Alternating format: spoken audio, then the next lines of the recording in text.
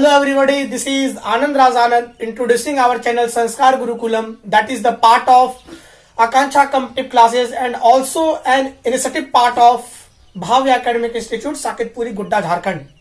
साथियों, आज हम आपके साथ कुछ जो लॉजिकल जो कंसेप्चुअल जो क्वेश्चंस हैं, जो सवाल है जो सीटेट के एग्जाम की दृष्टि से बहुत इंपॉर्टेंट है, उन सब सवालों के माध्यम से हम आपके साथ जुड़ने के लिए जो है हाजिर हैं। तो चलिए स्टार्ट करने से पहले एक बार आपसे रिक्वेस्ट करते हैं कि हमारे इस चैनल को ज्यादा से ज्यादा लोगों के बीच में शेयर करें और चैनल को जो है सब्सक्राइब करें, ताकि हमारे जो वीडियोस की जो अपडेशन आएगी वो आपके तक हम पहुंचा पाएंगे। तो साथियों, आई होप हमारे साथ आप जुड़ने की कोशिश कर रहे हैं और हम भी आपके जो है तहे दिल से आपके साथ जुड़ने की कोशिश कर रहे हैं। साथियों, इसी सिलसिले को आगे बढ़ाते हुए हम आपके साथ में जो है सवाल जो है भिन्न भिन्न प्रकार के जो है लॉजिकल कंसेप्चुअल सवाल जो है प्रॉब्लम्स है, उन चीजों को लेके आपके साथ आए हुए हैं और हम उस सवालों के विश्लेषण के माध्यम से फिर उस तरह के सवालों में आपको कभी समस्या ना हो, इस प्रकार से विश्लेषण के जो है उत्तर भाव को लेकर हम आपके साथ में जो है हाजिर है। तो साथियों, आपके स्क्रीन पे एक क्वेश्चन है, आप उस सवाल को जो है देखेंगे। सवाल जो है क्वेश्चन नंबर 1 वो कहता है कि कोहलबर्ग के सिद्धांत के पूर्व परंपरागत स्तर के अनुसार कोई नैतिक निर्णय लेते समय एक निम्नलिखित में से किस तरफ जो है बालक का प्रवृत्त होगा। तो साथियों, कोहलबर्ग के नैतिक सिद्धांत के अनुसार हमारे कोहलबर्ग महोदय ने नैतिक विकास सिद्धांत के अंतर्गत 3 प्रकार का स्तरों का उन्होंने वर्णन किया है, जिनमें से पहला है प्री कन्वेंशनल लेवल, पूर्व परंपरागत स्तर, या फिर पूर्व रूढ़िवाद नैतिकता का स्तर। दूसरा है हमारा कन्वेंशनल लेवल, परंपरागत स्तर या रूढ़िवाद नैतिकता का स्तर।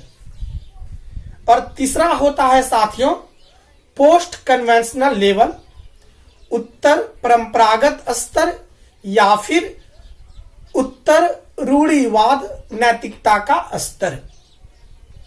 साथियों, इन्हीं तीनों स्तरों के माध्यम से नैतिकता की भाव, जो नैतिकता का स्तर और जो नैतिकता का जो विकास जो बालकों में पाई जाती है, इन्हीं तीनों स्तरों के माध्यम से उनमें जो है पाया जाता है। एक एक करके हम लोग परिचर्चा करते हैं, तब सवाल पे आते हैं। जो बात होगी वो आपको समझ में ज्यादा से ज्यादा आ जाएगी। तो साथियों, ध्यान रहे, पहला जो हमारा प्री कन्वेंशनल जो लेवल है, इस स्तर के अंतर्गत हमारे जो बालक हैं वो 4 से 10 वर्ष तक के आयु के बालक इनके अंतर्गत पाए जाते हैं। तो प्री कन्वेंशनल लेवल किसे कहते हैं, पूर्व परंपरागत स्तर किसे कहते हैं। तो साथियों, जब बालक बाहरी घटनाओं के आधार पर किसी आचरण की नैतिक या अनैतिक को मानता हो, उसे हम पोस्ट कन्वेंशनल स्टेज या पोस्ट कन्वेंशनल लेवल कहते हैं, पूर्व परंपरागत स्तर कहते हैं। यहां पे हमने बताया साथियों कि बालक जो है बाहरी घटनाओं के आधार को लेके आचरण में नैतिकता व अनैतिकता का जो है मान रखता है, इसे कहते हैं हम लोग प्री कन्वेंशनल लेवल। अब समझिएगा ये कहने का तात्पर्य इसका क्या है। तो साथियों, जो नैतिकता का जो भाव जो बालकों के अंदर में आता है, जो मोरालिटी जो चाइल्ड के अंतर्गत जो पाया जाता है, वो संस्कृति संदर्भ के अंतर्गत में आने से उसके परिवेश में अंगीकृत करके जो व्यवस्थाएं हैं, जो नियोजन है, जो प्रयोजन है, और जो विशिष्ट विद्यमान जो गुण है उस समाज के, जो विशिष्ट जो गुण है उनको वो क्या करते हैं, अंगीकार करते हैं और वो जो है अपने नैतिकता को उसी संस्कृति संदर्भ के आधार पर उसको जो है आगे बढ़ाते हैं। बात समझ में आ रही है साथियों?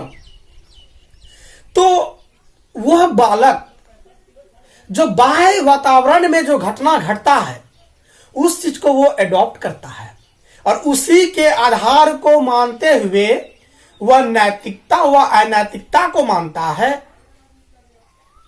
साथियों, यहां पे हमारे जो कोहलवर्ग महोदय हैं इस प्रथम चरण में उन्होंने प्री कन्वेंशनल लेवल के अंतर्गत उन्होंने दो प्रकार की अवस्थाओं का वर्णन किया है। पहला आज्ञा व दंड की अवस्था और दूसरी जो हमारी है वो है अहंकार की अवस्था। एक एक करके हम लोग समझने की कोशिश करते हैं। साथियों, इन दो अवस्थाओं में जो प्रथम है वो हमारा आज्ञा व दंड की अवस्था। तो आज्ञा व दंड की बात करें तो आज्ञा व दंड क्या होता है? जब बालक बड़ों के द्वारा जो सवाल या जो समस्या दिया जाता है, अगर वह बालक भली भांति उसे कर पाता है तो उसे जो उनके अभिभावक हैं, जो उनके अग्रज हैं, जो उनके बड़े हैं, वो उससे क्या करते हैं, तो वो क्या करते हैं, जब उनके किसी कार्य करने की जो आज्ञा देते हैं, अगर वो उसे करता है तो वह क्या करता है, वो प्रशंसा के भागी होते हैं और अगर वो उसे नहीं कर पाते हैं तो वो उसे नहीं करते हैं तो लोग उसे दंडित करते हैं। तो यही भाव आज्ञा व दंड की अवस्था इसके अंतर्गत इसको दर्शाती है। अगर साथियों यहीं पे बुरा कार्य और अच्छे कार्य का वर्णन हमारे जो भगत महोदय ने अपने पुस्तक में वर्णन किया है, अगर जो बालक अपने आधार अपने वातावरण को के आधार को लेके किसी कार्य को वो करता है, अगर उसको सफलता मिलती है तो वो उसे अच्छा कार्य कहते हैं, गुड वर्क कहते हैं। और अगर वो कार्य उनके लिए हितकर नहीं होता है, उनका परिणाम अच्छा नहीं आता है, तो उसे जो है वो क्या कहते हैं, बैड वर्क कहते हैं, बुरा कार्य कहते हैं। साथियों, उसी संस्कृति संदर्भ में रह के जब उस कार्य को, क्रियाकलापों को अच्छे भली भांति से जब करने में वह निपुणता को प्राप्त कर लेता है तो उनके अंदर में उस कार्य के प्रति अहंकार की भाव की जागृति उनके अंतर्गत होती है, उनके अंदर में होती है। यही दोनों अवस्थाओं का वर्णन हमारे जो है कोहलवर्ग महोदय ने किए हैं। तो पहला तो आज्ञा व दंड की अवस्था, जिसमें से अभिभावक जो है, जो गार्जियन है, जो बड़े हैं, जो शिक्षक है, उन्हें सवाल देते हैं और उस सवाल जो है आज्ञा के रूप में वो ग्रहण करते हैं और उनको अगर वो अच्छे से कर पाते हैं तो प्रशंसा के पात्र होते हैं, नहीं तो वह दंड के विभागी बनते हैं। ये जो है हमारा पूर्व परंपरागत स्तर के अंतर्गत ये भाव आता है। अब दूसरा जो है हमारा साथियों वो है अहंकार। अहंकार क्या होता है? तो जब वस्तु संस्कृति संदर्भ में रह के क्रियाकलापों को भली भांति वो कर पाता है, उसमें से वो परिपक्वता को प्राप्त कर पाता है और इसके आधार को लेके जब वो आगे बढ़ता है उसके अंदर में अहंकार की जागृति होती है। यही हमारा दूसरा अवस्था भी है, प्री कन्वेंशनल स्टेज का दूसरा अवस्था हमारा अहंकार है। साथियों, समझ में आ रही होगी। अब बात करें दूसरी स्तर की, तो दूसरा स्तर हमारा कन्वेंशनल लेवल है, परंपरागत स्तर। हाँ, एक चीज और, परंपरागत स्तर में और जो पूर्व परंपरागत स्तर है, दोनों में फर्क है। उसका आधार क्या है? तो उसका आधार है वातावरणीय जो घटना है उसकी आधार पे नैतिकता या अनैतिकता का चर्चा करना और उसके आधार को मानना। लेकिन कन्वेंशनल लेवल में क्या कहते हैं हमारे कोहलवर्ग महोदय?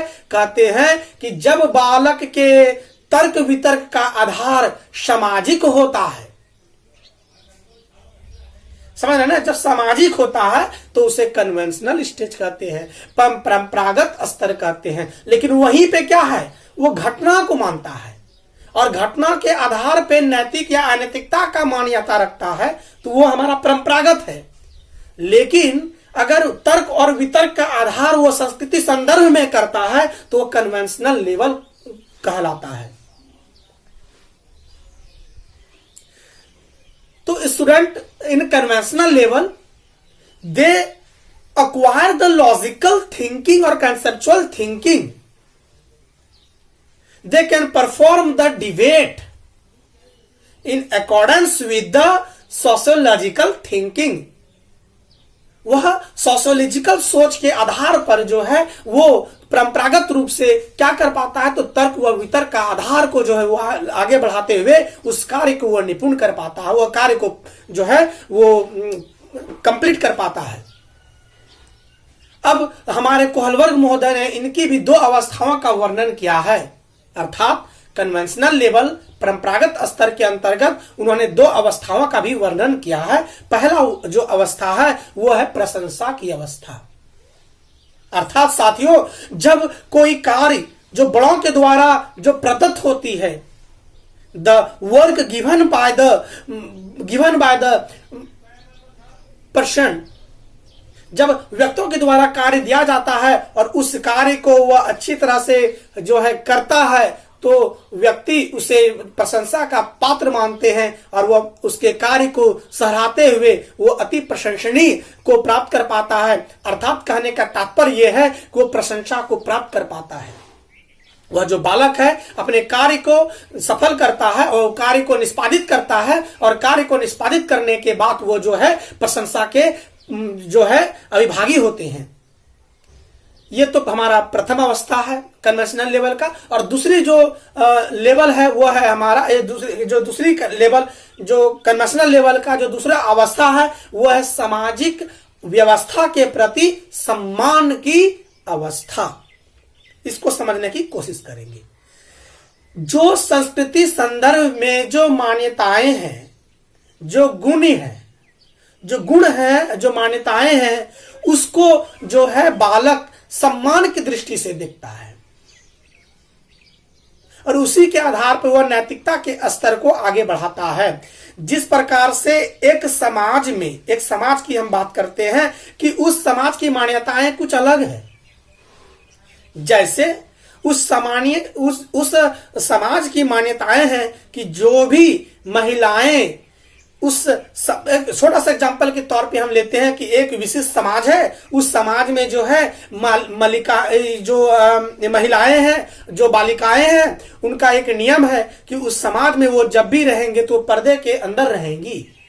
अर्थात अगर उन्हें मार्केट जाना हो या कहीं सब्जी लेने के लिए कहीं पे जाना हो, तो वो वहां की जो बालिकाएं हैं, वहां की जो कन्याएं हैं, जो वहां की जो महिलाएं हैं, अगर वो घर से बाहर को जाती है तो अपने जो अंग और उनके जो फेस है उनको वो जो है पूरे ढक के वो जो है जाते हैं। अब इस चीज को बालक वहां पे बराबर देखते रहते हैं और वो जो बालक या बालिकाएं जो उस चीज को देखा उन्होंने, तो वो बड़ी सम्मान से उसको स्वीकार करते हैं। लेकिन साथियों, अगर दूसरे समाज से कोई उस जगह परिवेश में जाता है तो उस चीज को वो सम्मान नहीं करता है। अब देखिए, हमारी संस्कृति जो भारतीय संस्कृति है, जो हमारी पूर्वी जो हमारी जो संस्कृति है, उसमें से उसका पहनावा, ओढ़ावा, रहन सहन, वो तौर तरीके अलग हैं। वही पश्चिमी सभ्यता की बात करें तो उसका अलग तरीका है और उसकी पश्चिमी सभ्यता हम लोग जो है स्वीकार करने में हमको समय लगेगा, क्योंकि उसकी संस्कृति संदर्भ अलग अलग है।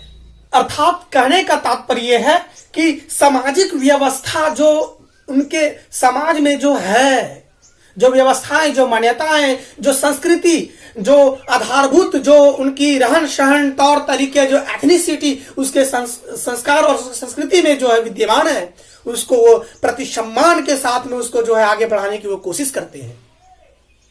तो ये हमारी दूसरी अवस्था कन्वेंशनल लेवल की है। अब चलिए साथियों, इसी चीज को जो है तीसरे चरण की बात करते हैं, तीसरे स्तर की बात करते हैं, वो है हमारा पोस्ट कन्वेंशनल लेवल, उत्तर परंपरागत स्तर। तो उत्तर परंपरागत स्तर की अगर बात करें तो जब बालक के तर्क वितर्क चिंतन का आधार विवेक होता है, जब वह उसका आधार विवेक होता है तो उसे पोस्ट कन्वेंशनल लेवल कहते हैं। और इनकी जो इस अवस्था की जो इस स्तर की जो अवस्था है बालकों में, वह 13 से 16 वर्ष की आयु पाई जाती है।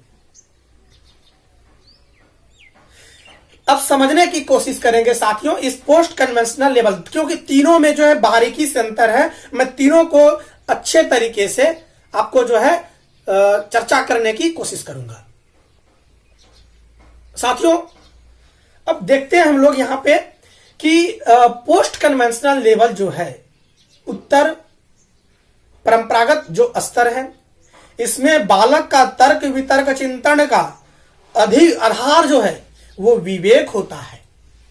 अब देखिए जो मान्यताएं हैं, संस्कृति है, जो आचार विचार रहन सहन तौर तरीके ढंग जो हैं उस समाज की, उस समाज को वो सम्मान की दृष्टि से नहीं देखेगा। वहां पे उसकी जो खामियां है उसका जो विवेक कहेगा उस चीज को वो स्वीकार करेगा। जो विवेक के अनुकूल नहीं होगा तो उस चीज को वो आगे हटाते रहेगा और उसमें वो संशोधन करने की कोशिश करेगा। बात को समझने की कोशिश करेंगे। यहां पे इस पोस्ट कन्वेंशनल लेवल में जो तर्क वितर्क और चिंतन का जो आधार होता है वो विवेक होता है। समझिएगा इस विवेक का तात्पर्य क्या यहां पे होता है। तो साथियों विवेक की बात करें तो जो मान्यताएं, जो गुण उस समाज में है उसको व्यक्ति उसको क्या करता है, तो उसको स्वीकार सम्मान के साथ नहीं करता है। उनका विवेक अगर कहता है कि यह नियम हमारे समाज के लिए श्रेयस्कर है, उचित है, तो हम फॉलो करेंगे, अन्यथा फॉलो ना करेंगे, ना करने देंगे। यहीं पे एक बालक का रोल जो होता है वो उसे क्रांतिकारी के रोल में जो है वो प्ले करते हैं। वो जो है उसको चेंज करने के तहत उसमें चेंजिंग लाने की कोशिश करता है। उनकी जो अनूठी जो खामियां है उस संस्कृति संदर्भ का, तो उसको वो चेंज करने की कोशिश करता है। और यह व्यक्ति एक बहुत अच्छा क्या होता है, बहुत अच्छा एक दार्शनिक होता है। साथ ही साथ वह व्यक्ति क्या होता है, वह एक व्यक्ति जो है एक सोशल रिफॉर्मर होता है, समाज सेवी होता है, वह समाज सुधारक होता है कि जो समाज की जो कुरीतियां हैं उसको वो दूर करने की कोशिश करता है। एज फॉर एग्जाम्पल मैं लेता हूं राजा राम मोहन रॉय की। तो हमारे समाज में एक कुरीति थी। वो कुरीति थी कि जो महिलाएं जिनके पति डेथ कर जाए तो उनको भी जो है उसी के जो उनकी जो मृत्यु उसको जलाया जाता था, तो उनकी पत्नी को भी उनके साथ में जलना होता था। ये कुरीति था। तो इन कुरीतियों को दूर हमारे राजा राम मोहन राय ने किया। साथ ही साथ डोरी सिस्टम जो है, दहेज प्रथा, ये कुरीति है। इनको कौन दूर कर सकते हैं? उनको दूर वही कर सकते हैं जिनका तर्क चिंतन का आधार विवेक के ऊपर में टिका हुआ हो, वही कर सकते हैं। बात समझ में साथियों आ रही है? यहां पे आंख मूंद के वही उसको स्वीकार करेंगे जिनमें की कन्वेंशनल लेवल हो, परंपरागत स्तर हो। लेकिन पोस्ट कन्वेंशनल लेवल में तो उसका विवेक के आधार पे वो कार्य को आगे बढ़ाते हैं। अब साथियों इसमें दो अवस्थाओं का वर्णन हमारे कोहलबर्ग महोदय ने किया है। पहला तो है हमारा सामाजिक समझौते की अवस्थाएं। समाज में जो समझौता हुआ है उसकी अवस्थाओं को वो उनका क्रियान्वयन करके उसको आगे बढ़ाने की कोशिश करता है, उसके जो संशोधन करने की कोशिश करता है। और दूसरी चीज है इसमें विवेक की अवस्था, और अपने विवेक का तर्कपूर्ण जो है भाव को लाता है और संस्कृति संदर्भ को जो है उसमें संशोधित करके जो है उसको आगे बढ़ाने की वो कोशिश करता है। ये 3 प्रकार का वर्णन जो है हमारे कोहल वर्ग महोदय ने किया है। हम तीनों को एक साथ मिला के एग्जाम्पल की दृष्टि समझाने की कोशिश करते हैं। एक बालक नैतिकता का अभाव होता है जब उसका उम्र 4 वर्ष से 10 वर्ष की होती है, उसको नैतिकता और नैतिकता का कोई भाव जो है वो उसको पता अच्छे से नहीं चल पाता है। लेकिन नैतिकता और नैतिकता का भाव कहां से लाता है? तो बाह्य वातावरण में जो बाहरी घटनाओं के परिप्रेक्ष्य में उसको लेता है और वो जो है उस कार्य को करता है। जैसे एक उदाहरण लेते हैं साथियों, उदाहरण मान लिया जाए कि हमारे संस्कृति में एक आधार है कि अगर कोई गार्जियंस, अगर कोई बड़े जन हमारे घर में आते हैं तो उनको पैर लग के प्रणाम करना हमारा उचित या श्रेयस्कर माना जाता है। तो जब मान लिया जाए कि हमारी नानी जी हमारे घर पे आती हैं तो हमारी माताएं क्या करती है, हमारी माता, हमारी बहन है, उन्हें पैर लग के प्रणाम करते हैं। उनके सामने जो बच्चे खड़े रहते हैं वो देखते हैं कि नहीं, जो बड़े हैं उनको प्रणाम करना चाहिए, वो भी जाके उनको प्रणाम निवेदित करते हैं, उनको पैर लग के प्रणाम करते हैं। ये चीज वो घटना से वो सीखा बालक, उनपे इसका विवेक कुछ कार्य नहीं कर रहा है, वो अंगीकृत कर रहा है। जो चीज देखा उस चीज को वो स्वीकार कर रहा है। समझ में साथियों आ रही होगी। ये हमारा प्रथम जो स्तर है, post pre conventional stage, pre conventional level, पूर्व परंपरागत स्तर है। आप समझ में आ रहा साथियों। अब मान लिया जाए कि हमारा आधार तो था कि जब भी बड़े बुजुर्ग आए तो उसको पैर लग के प्रणाम करना है। अब एक व्यक्ति जब ना करता है, अब एक बालक नहीं करता है तो उनकी माँ उसको क्या करती है, तो दंड देती है। पहले तो आज्ञा देती, बेटा देखो ये तुमसे बड़े हैं, इसका जो पैर लग के प्रणाम करो, पैर को स्पर्श करके प्रणाम निवेदित करो। तो वह बालक जब करता है तो वह प्रशंसनीय के पात्र होते हैं, और अगर वो नहीं करते हैं, उनके आज्ञा का पालन नहीं होता है तो वो दंड के भागी बनते हैं। इसी जगह पे कहा जाता है कि 2 अवस्थाओं में प्रथम अवस्था है आज्ञा व दंड की अवस्था। और दंड भी जो होना चाहिए तो साथियों कैसा दंड होना चाहिए, तो अंतर्निहित दंड होना चाहिए। अंतर्निहित दंड को समझने की कोशिश करेंगे ये आप कि अंतर्निहित दंड होता क्या है। दंड अगर हम किसी भौतिक वस्तुओं के आधार को लेकर अगर हम दंडित करें तो वह जो दंड होगा वो आपका अंतर्निहित दंड नहीं होगा, बाह्य निहित दंड होगा। मान लिया जाए अगर बालक कोई गलतियां करते हैं तो उस गलती के परिप्रेक्ष्य में अगर हम उसकी पिटाई कर देते हैं डंडे लेके तो वह हमारा अंतर्निहित दंड नहीं हुआ। लेकिन अगर हम उसको डांट के साथ साथ में, डांट फटकार के साथ साथ में उसको हम अगर क्रियान्वयन की ओर ले जाए, उसको क्रिया कराने की ओर ले जाए तो वो हमारा अंतर्निहित दंडात्मक कार्य कहलाता है। तो साथियों आपका जो पहला जो सवाल है वो सवाल को आप देखें। पहला सवाल में आपको समझ में आ जाएगा कि इसका जो आंसर होगा वो क्या होगा। तो देखिए आपका क्वेश्चन क्या कहा कि कोहल वर्ग के सिद्धांत के पूर्व परंपरागत स्तर। तो बात समझ में आ गया होगा, पोस्ट कन्वेंशनल लेवल की बात कर रहा है। तो पोस्ट कन्वेंशनल लेवल में 2 अवस्थाओं का वर्णन हमने किया है। पहला दंड, आज्ञा हुआ दंड का अवस्था, और दूसरा है अहंकार की अवस्था। तो देखिए व्यक्तिगत ऑप्शन इसमें देखिए क्या दिया है, तो ऑप्शन दिया है व्यक्तिगत आवश्यकताएं व इच्छाएं। तो ये तो ऑप्शन आपका जाएगा नहीं, क्योंकि यहाँ पे व्यक्तिगत आवश्यकताएं, जो व्यक्तिगत जो आवश्यकताएं व इच्छाएं हैं तो इनका तो नैतिकता से कोई लेना देना नहीं है, क्योंकि यह इच्छा पूर्ति पे जो है बात कर रहा है। इसकी आवश्यकताएं व इच्छाएं बात करती है। अब यहां पे दूसरा रहा बी नंबर आपका व्यक्तिगत मूल्य। व्यक्तिगत मूल्य हमारा पूर्व परंपरागत स्तर में नहीं जाएगा, वो जाएगा तो हमारा उत्तर परंपरागत स्तर में जाएगा, पोस्ट कन्वेंशनल लेवल में जाएगा। अब बोलिए क्यों जाएगा? क्योंकि व्यक्तिगत मूल्य मान लिया जाए उस संस्कृति संदर्भ में जो सोच है, जो विचार है, वो मेरे विवेक अनुसार नहीं है, मेरे विवेक पूर्ण के अनुसार नहीं है। वो व्यक्तिगत मूल्य मेरा है कि ये नियम कानून ये अधिकार ये गलत है, तो उस चीज को हम काटने की कोशिश करते हैं, हम वहां पे एक क्रांतिकारी का रोल प्ले करते हैं। तो अर्थात वह मूल्य कैसा है, तो वह मेरा व्यक्तिगत मूल्य है। Suppose in our society there is a system for there is a system of dowry system.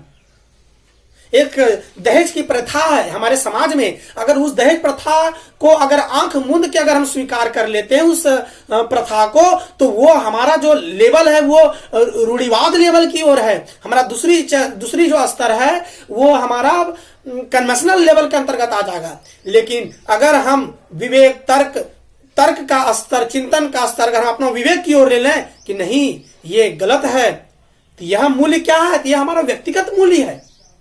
क्योंकि और लोग तो उसे स्वीकार कर रहे हैं लेकिन हम स्वीकार नहीं कर रहे हैं। हम मेरा विवेक कहता है कि dowry system is not fit for our society, then we should have to abolish this types of system in our environment, in our society.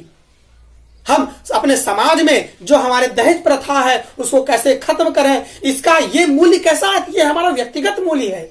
इसी प्रकार से साथियों बी नंबर का जो ऑप्शन है व्यक्तिगत मूल्य, ये हमारा नहीं जाएगा। ये हमारा तृतीय जो हमारा जो उत्तर अवस्था है, जो उत्तर परंपरागत स्तर है, उसके अंतर्गत ये हमारा जाएगा। बात समझ में आ रही है साथियों। अब सी नंबर देखिए, ये कहता है पारिवारिक अपेक्षाएं। अब पारिवारिक अपेक्षाएं किस, देखिए सारे ऑप्शन को आप समझिए तब अच्छे से आप जो है, क्योंकि हमारा तात्पर्य है साथियों, एक क्वेश्चन को बनाने में आधा घंटा लगता है। इससे मतलब यह है कि हम आपके साथ ज्यादा से ज्यादा लॉजिकल कंसेप्चुअल जो कंसेप्ट्स है, जो संप्रत्यय है, आपके साथ हम जोड़ने की कोशिश करते हैं, ताकि एक सवाल के माध्यम से इससे संबंधित जो भी सवाल आएगा आपके साथ, तो आप उसको भली भांति निष्कर्ष तक पहुंच के आप उनके सवालों को जवाब दे सकते हैं। साथियों एक एक करके समझने की कोशिश कीजिए। समय लगेगा लेकिन समय के साथ साथ आपको हम सफलता की ओर अग्रसर करते हुए चले जाएंगे। साथियों हम सवाल पे ऑप्शन की ओर आते हैं क्योंकि समय बहुत ज्यादा हमारे पास नहीं है और एक ही सवाल में ज्यादा समय लग जाएगा तो वो भी दिक्कत है। हम कोशिश करेंगे कि आपको समझाते हुए आगे बढ़ाएं। तो साथियों हमारा जो सी नंबर ऑप्शन है, जो 3 नंबर का ऑप्शन है, वो है पारिवारिक अपेक्षाएं। तो साथियों पारिवारिक अपेक्षाएं ये क्या है, तो पारिवारिक अपेक्षाएं भी हमारे परंपरागत स्तर के अंतर्गत आता है। अर्थात सेकंड की जो स्तर है परंपरागत स्तर उसके अंतर्गत आता है, क्योंकि पारिवारिक अपेक्षाएं, परिवार हमेशा अपेक्षा करता है कि हम समाज के संस्कृति के संदर्भ में रहेंगे, अपने आप का चेंज नहीं करेंगे। जिस प्रकार से मैं एक उदाहरण के स्वरूप कहना चाहता है साथियों कि मान लिया जाए कि मेरा विवेक कहता है, जैसे कि हमारे, मैं एग्जांपल के तौर पे फिर से लेता हूं, आप समझने की कोशिश कीजिए। एक दहेज प्रथा पे ही बात करते हैं। हमारे समाज में एक कुरीति है, वो कुरीति हमारे लिए है क्योंकि मेरा विवेक कहता है कि वो कुरीति है। लेकिन साथियों बहुत सारे ऐसे व्यक्ति हैं जिनके लिए दहेज एक सुरीति है, दोनों में फर्क है। समझिएगा बात को। तो मान लिया जाए हमारे इस संस्कृति में एक आधार है कि जो सबसे ज्यादा दहेज लेगा, जो सबसे ज्यादा डॉरी लेगा, वो सबसे ज्यादा सम्मानित व्यक्ति होगा। अब उस समाज के लोग जो दहेज है उसको एकदम सर्वमान्य की ओर लेके चल रहा है। वो ज्यादा से ज्यादा जो है शादी में डिमांड कर रहे हैं, अपने लड़कों की शादी में ज्यादा से ज्यादा डिमांड कर रहे हैं। तो साथियों वह अगर हम आसपास को देखते हैं, आसपास को घटना को देखते हैं और देख के हमारा जो परिवार है उस परिवार की मान्यताएं रहती है, अपेक्षाएं रहती है कि समाज सब मोहल्लों में ले रहा है तो हम भी ले लें। तो ये अपेक्षाएं जो पारिवारिक अपेक्षाएं हैं ये भी हमारा परंपरागत स्तर के अंतर्गत आता है। समझ गए साथियों। तो व्यक्तिगत आवश्यकताएं तथा इच्छाएं ये तो हमारा पहल वर्ग के नैतिकता के जो किसी भी स्तर को टच नहीं करता है, इससे हम दूर हो गए। व्यक्तिगत मूल्य की बात कहें तो व्यक्तिगत मूल्य हमारा जो है पोस्ट कन्वेंशनल लेवल के अंतर्गत आएगा, क्योंकि वहां पे हमारा विवेक कहता है, हमारा व्यक्तिगत मूल्य कहता है कि दहेज नहीं लेना चाहिए। तो व्यक्तिगत मूल्य, लेकिन यहां पे देखिए आपका ऑप्शन कहता है पूर्व परंपरागत स्तर। क्या कहा? पूर्व परंपरागत स्तर। पूर्व परंपरागत स्तर में मेरा विवेक के आधार पे कार्य होता नहीं है, वहां पे तो दंड के आधार पे होता है। आप जान रहे हो, इतना चर्चा कर दिए, आप आंसर दे सकते हैं, लेकिन समझिए, सब ऑप्शन को अच्छे से समझिए, तब आपके तक हम ज्यादा से ज्यादा तक पहुंच सकते हैं। फिर देखिए व्यक्तिगत मूल्य। व्यक्तिगत मूल्य तो हमारा आ गया किसके अंतर्गत? तो हमारा पोस्ट कन्वेंशनल लेवल के अंतर्गत आ गया। साथ ही साथ पारिवारिक अपेक्षाएं जो है वो हमारा कन्वेंशनल लेवल का है, क्योंकि हर परिवार का जो संस्कृति में, जो संस्कार में, जो उस समाज में रहता है, उसका वही सोच रहता है जो उसके मोहल्ला में वो सोच रहता है। समझ रहे हैं साथियों ना? क्योंकि उस संस्कार में, उस समाज में यह मान्यताएं हैं कि जो सबसे ज्यादा दहेज लेगा तो परिवार वाले का भी अपेक्षा वही रहेगा। हाँ, लेकिन अगर परिवार के लोगों में अगर मान्यता तो नहीं लेना है, तो वो फिर हमारा पोस्ट कन्वेंशनल लेवल में चला आएगा। बात समझ गए साथियों? चलिए, तो डी नंबर है अंतर्निहित संभावित दंड। तो डायरेक्ट हमने शुरू से चर्चा इसकी कर ही दी है, तो इसका आंसर चल जाएगा अंतर्निहित संभावित दंड। तो चलिए स्टूडेंट, यहीं पे जो है एक सवाल हम खत्म करते हैं, और एक बार आपसे हम जो है अनुनय विनय जो है करते हैं कि आप जो है हमारे इस वीडियो को ज्यादा से ज्यादा के लोगों के बीच में शेयर करें, हमारे चैनल को शेयर करें, और संस्कार गुरुकुलम चैनल को सब्सक्राइब करने के लिए आप असिस्ट करें, ताकि हम अपने जो मानव कल्याणकारी जो भाव है आपके तक हम पहुंचाने की कोशिश करें। साथियों, समय हम लेंगे, लेकिन उस समय के आधार पे आपके सवाल, जब तक कोई भी सवाल आएगा तो आप एकदम भली भांति उससे एकदम टिक कर सकते हैं, समझ के टिक कर सकते हैं। स्टूडेंट, सवाल नंबर 2 क्या है कि निम्नलिखित में से कौन सा सृजनात्मकता से संबंधित है? अभिसारी चिंतन, अहंगवादी चिंतन, सांघिकी चिंतन और अपसारी चिंतन।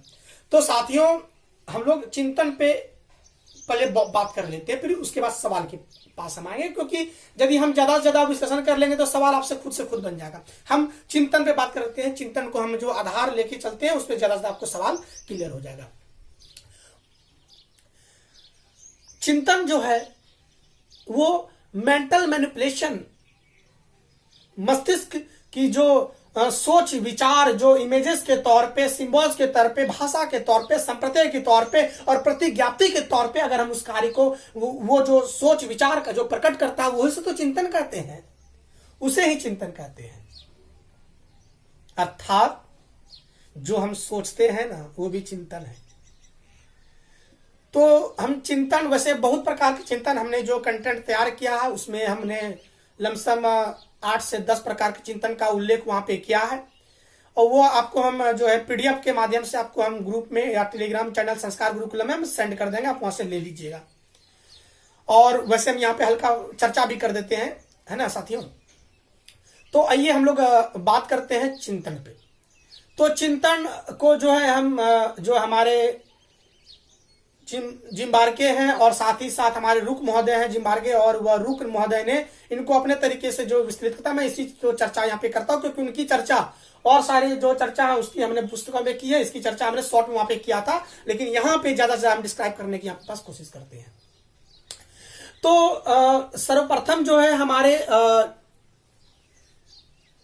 ये जिम्बार्के व रुक महोदय है, इन दोनों ने जो है क्या कहा कि चिंतन को 2 भागों में बांटा है। पहला है हमारा स्वली चिंतन अर्थात ऑस्टिक थिंकिंग, और दूसरा है हमारा यथार्थवादी चिंतन।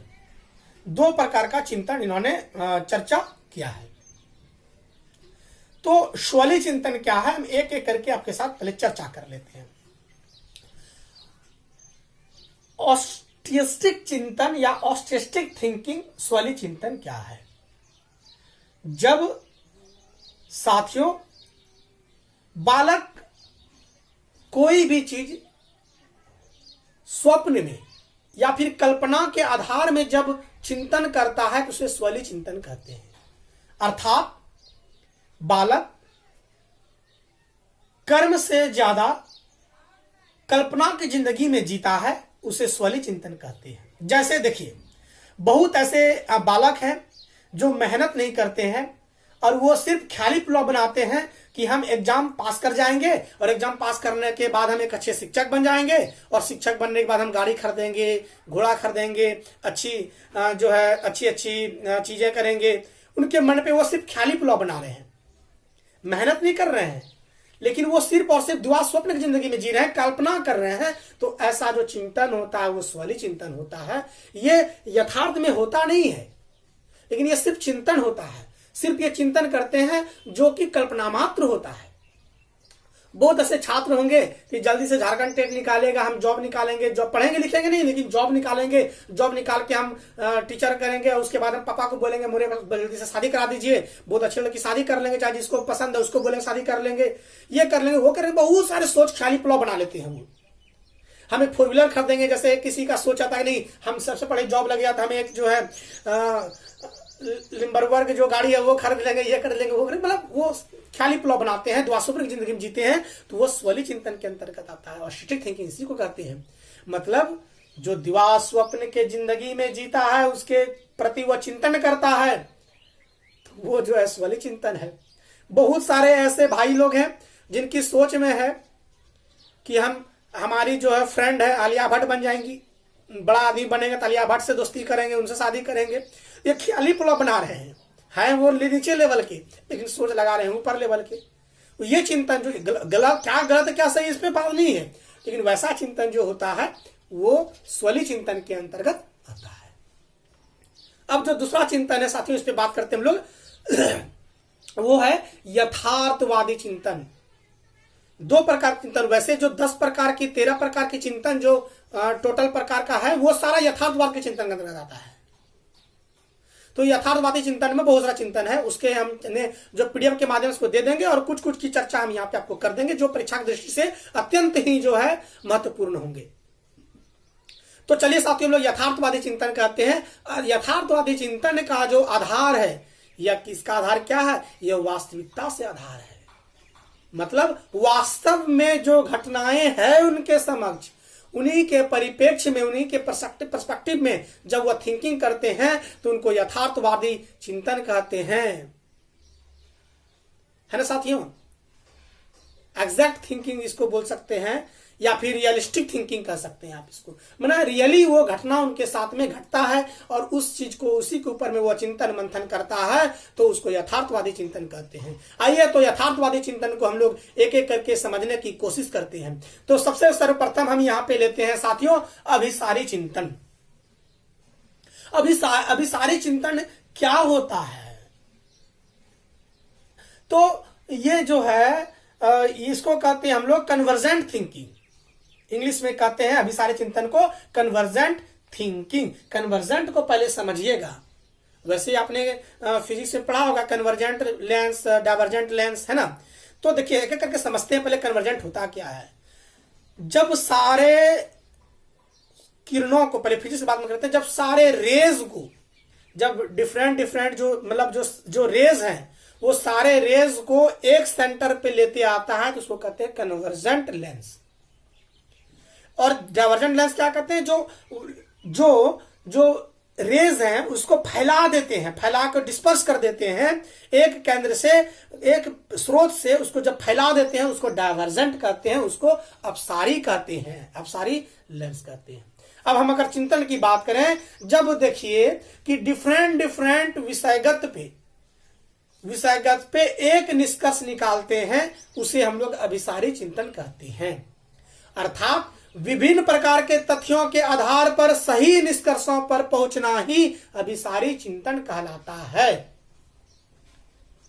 अब इसको समझने की एग्जाम्पल की जो है एग्जाम्पल से हम इसको समझने की कोशिश करते हैं अभिसारी चिंतन होता क्या है।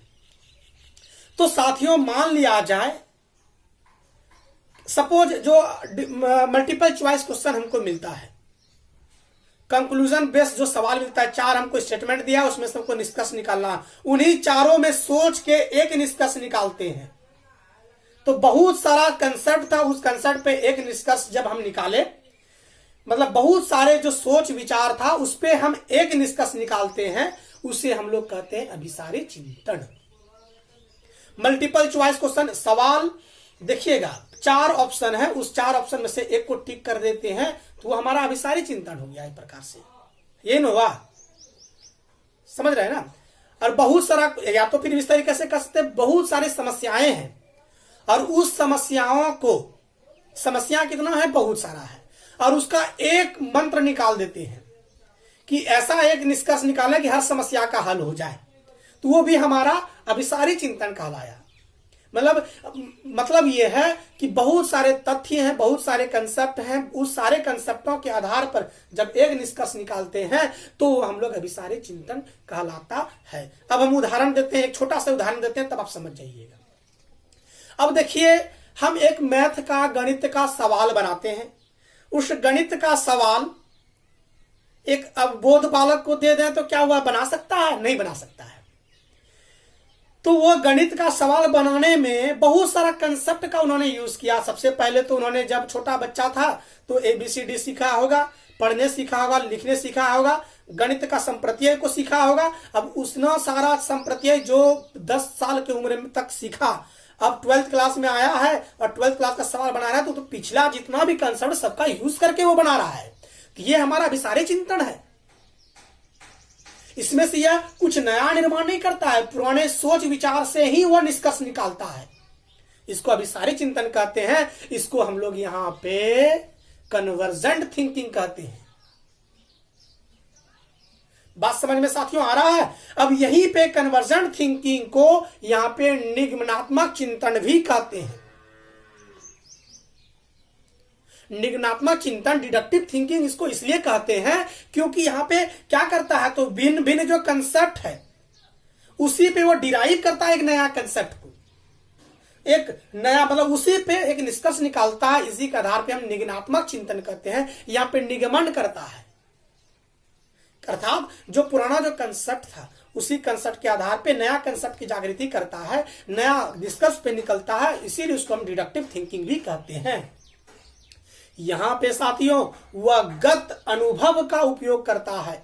जो पूर्व में जो अनुभव का अनुभूति उनको प्राप्त होता है, जो ज्ञान प्राप्त होता है, जो सूचना प्राप्त होता है, उसी को आधार को लेके वो जो है निष्कर्ष को पहुंचता है। इसीलिए कहते हैं कि इन जो अभिसारी चिंतन है इसमें गत अनुभव व पूर्व अनुभव का जो है उपयोग करता है।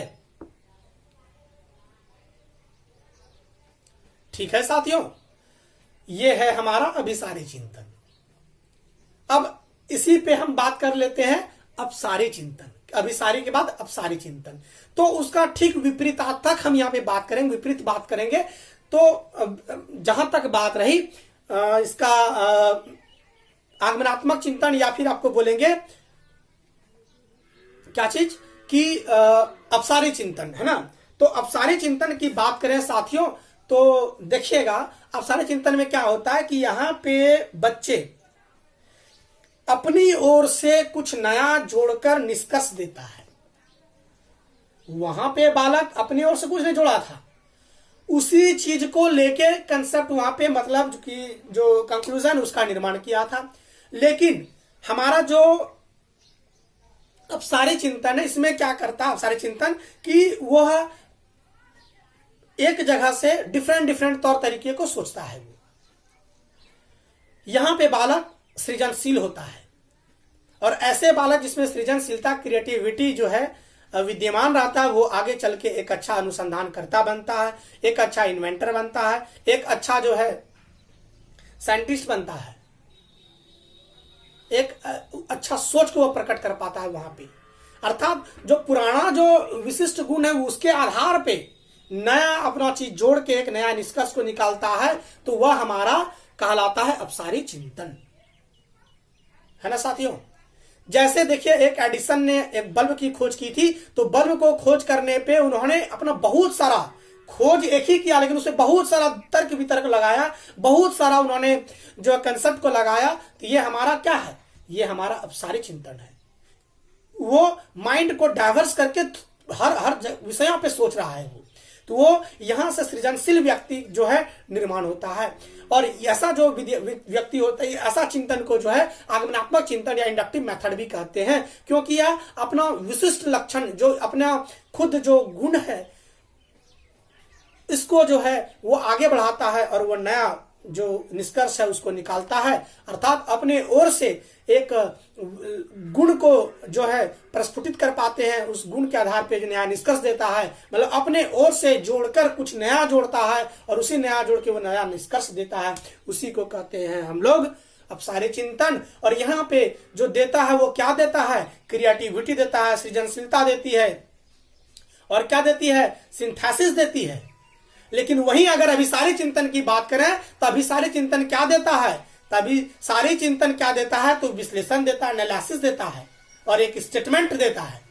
ये दोनों में अंतर है। तो यहाँ पे सृजनात्मक की बात, जैसे आप सवाल की ओर आते हैं तो आप समझ गए हो कि वो सृजनशीलता की बात करता है तो वहां पे अपसारी चिंतन आ जाएगा आंसर। अब और भी दो प्रकार देखिए, यहाँ पे अहंगवादी चिंतन दिया हुआ है और एक दिया हुआ सांवेगिक चिंतन। तो अहंगवादी चिंतन क्या है, तो वैसा चिंतन जो कि सिर्फ और सिर्फ अपने परिप्रेक्ष्य में बात करता है, अपने गुण को लेके बात करता है, उसको अहंगवादी चिंतन कहते हैं। समझिएगा बात को, अहंगवादी चिंतन क्या है, वैसा चिंतन जो अपनी प्रकाष्ठा, अपने आप को श्रेष्ठता का भाव लेके जब वह चिंतन करता है तो वह अहंगवादी चिंतन कहलाता है। वहां पे उसका केंद्र बिंदु स्वयं रहता है और स्वयं के प्रॉफिट के बारे में जब ज्यादा से ज्यादा चिंतन करता है उसे कहते हैं अहंगवादी चिंतन। अब रहा गया सांवेगिक चिंतन। तो समझिएगा सांवेगिक चिंतन क्या होता है।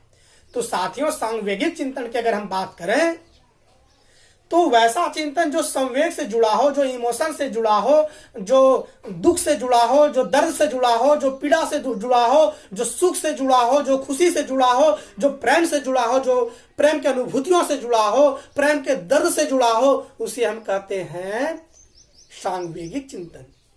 अब इसको हम समझाने की आपको हम कोशिश करते हैं, सांवेगिक चिंतन क्या है।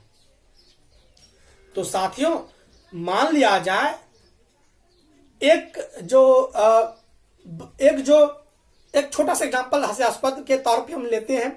आजकल इसका दौर भी बहुत ज्यादा चल रहा है, हम एग्जांपल लेने की कोशिश करते हैं, समझने की आप कोशिश कीजिएगा। एक छोटा सा उदाहरण है, एक लड़का था and they fall in love. अब उनको जो है एक बालिकाएं से, उनकी साथी से एक बहुत अच्छा उनका प्रेम प्रसंग था। अब उन प्रेम प्रसंग में अब दोनों के घर वाले दोनों को अलग कर दिए हैं, समझिएगा बात को, and they are touchable in heart to each other, है ना। तो अब क्या होता है कि वह दोनों के बीच में अब दुखद की घटना घट रही है और उस दुखद घटना में प्रेम विरह वियोग की जो चिंतन हो रही है, प्रेम जो क्या बोलते उसको, जो उन दोनों के बीच में जो प्रेम की जो वियोग है उसका जो चिंतन का स्तर है ना, उसको सांवेगिक चिंतन कहते हैं। अब उधर वो इधर ये अब सोच रहे हैं दोनों के। जैसे हम उदाहरण लेते हैं भगवान श्री कृष्ण कन्हैया की जो है, उनका हम छोटा सा एग्जांपल लेते हैं कि जब भगवान श्री कृष्ण जो है वृंदावन की ओर यदि चलते हैं, है ना, यदि वो अपना जो है मथुरा छोड़ के जा रहे होते हैं तो वहां पे उनकी जितने भी गोपियां थी, जितने भी शाखाएं थी, जितना भी जो है बाल सखा थे, अब उनके लिए विरह वेदना में जी रहे थे। और जब अब देखिए, जब उनका प्रेम, भगवान श्री कृष्ण का प्रेम उनके सारी सखाओं के साथ में, बाल सखाओं के साथ में, गोपियों के साथ में, साथियों के साथ में था, तो जब भगवान श्री कृष्ण वहां से छोड़ के द्वारिका की ओर जा रहे थे तो बालक के जो भगवान श्री कृष्ण के जो बाल सखा हैं विरह वेदना में जिंदगी जी रहे थे। जब उद्धव जी भगवान श्री कृष्ण को छोड़ के जब वापस आते हैं तो वहां पे गोपियां उन्हें भिन्न भिन्न प्रकार से ताना मारते हैं। ही उनको भिन्न भिन्न कविता के माध्यम से, दोहा के माध्यम से हमारे जो सूरदास कहते हैं, हे उद्धव तुम हो अति बड़भागी। वो एक मतलब बहुत सारे कविताएं, चलिए कविता भी चले जाएंगे तो अलग बात हो जाएगा, आप वो सारे चीज पढ़ सकते हैं, मतलब एग्जाम्पल लेते हैं। तो वो जो सखाएं हैं, जो गोपियां हैं, वो कहते हैं हे उद्धव तो तुम तो बड़े अतिभागी हो, तुम भगवान श्री कृष्ण के पास में रहे और उसके जो उसको आप छोड़ने तक चले गए, आपके अंदर में उसके विरह तक नहीं आई। आप कैसे उनके मित्र थे, आप कैसे उनके साथी थे। तो भगवान श्री कृष्ण के जो जितने भी बाल सखा थे विरह वेदना में जी रहे थे, और बहुत सारे ऐसे सखाएं थे जो उनके विरह वेदना में उनके प्राण तक त्याग दिए। बहुत सारे सखाएं रोते रोते बिलखते बिलखते अपने आप को जो है गाथा उनकी जो है अनन्य इसी प्रकार से चलती रहे। तो यह जो चिंतन है, यह सांवेगिक चिंतन है। एक उदाहरण और लेते हैं साथियों।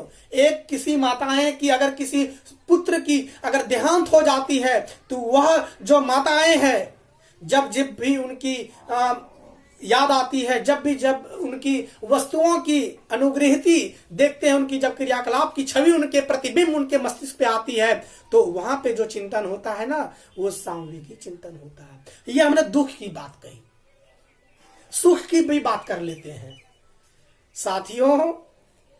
एक छोटा सा उदाहरण लेते हैं हम। कफन एक साहित्य है हमारे प्रेमचंद की, वहां पे बहुत अच्छा था। छोटा सा वृत्तांत वहां से हम लेते हैं, एग्जाम्पल, वहां सबको ज्यादा समझ में आ जाएगा।